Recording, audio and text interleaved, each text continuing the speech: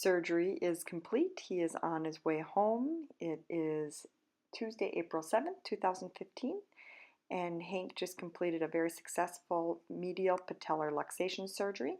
His ACL was intact and fine. His meniscus seemed to be fine, so that is wonderful news. We caught it early enough so that it was just one surgery and we didn't have to do a ton of repair to the other parts of the joint that ultimately could be affected from this condition. And as you can see, he has a wrap on, the red bandage wrap. It's not a cast, it's a soft, almost like an ACE bandage wrapped really tight. That wrap will be removed in 24 hours, and we can choose to remove it ourselves, or we can go back into the vet and have them remove it. He also has a small little bandage on the tips of his toes. It's not the red, it's at the end of the red part. It's just an ACE bandage. That will be removed the night of, and that's just where the IV went in, so we'll be removing that shortly. And as you can see, he's pretty out from the medication. His breathing's a little heavy, a little unnatural, because I'm sure he's in pain. We lined our kitchen floor up with rugs, and we also put a gate so that he can't get out of the kitchen. Not that he's going to try, he's pretty out right now. But in time we want to keep him contained so that he doesn't go towards any stairway or jump up on any furniture or bedding. Here is a picture of where they injected the epidural, and they shaved a little spot on his lower back. And so that is the reason that we were able to take him home the night of, because that was blocking a lot of his pain in the lower half of his body. And you will notice that I have a ice pack wrapped in a towel, and I am just kind of moving the ice pack around underneath, on top, and all over his thigh and leg and buttocks area, just to take the inflammation and swelling down for him. He is also on pain medication too, so that will, and anti-inflammatory medication, so that will help take the swelling and pain down. He is very uncomfortable. Our first night was very long. Nobody got any sleep. He was crying and fidgeting. He wanted to get up and move around to try to get himself comfortable. We put a towel underneath his belly, the lower half of his body, so then when he does get up, we can hold the towel to support his back end of the body so that he's not putting a lot of weight on his hind legs. That seems to work well.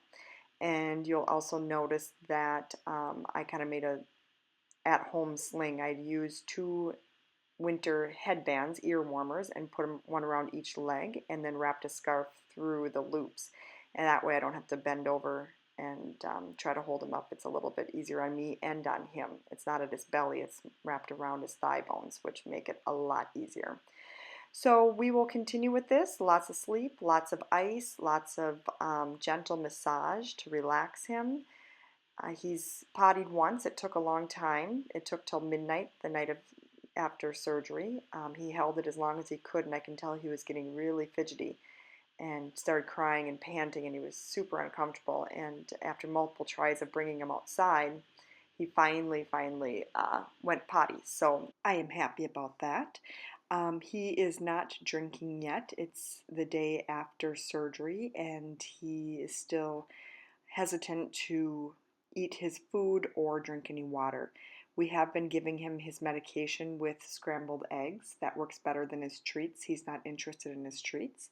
And we have been trying to give him water little by little through this syringe, which doesn't work the best, but it's better than nothing. And we will continue to do that until he decides to go to his water bowl. We are keeping track of Hank's progress through this Excel file that I produced today. And it's a daily table, morning, noon, and night.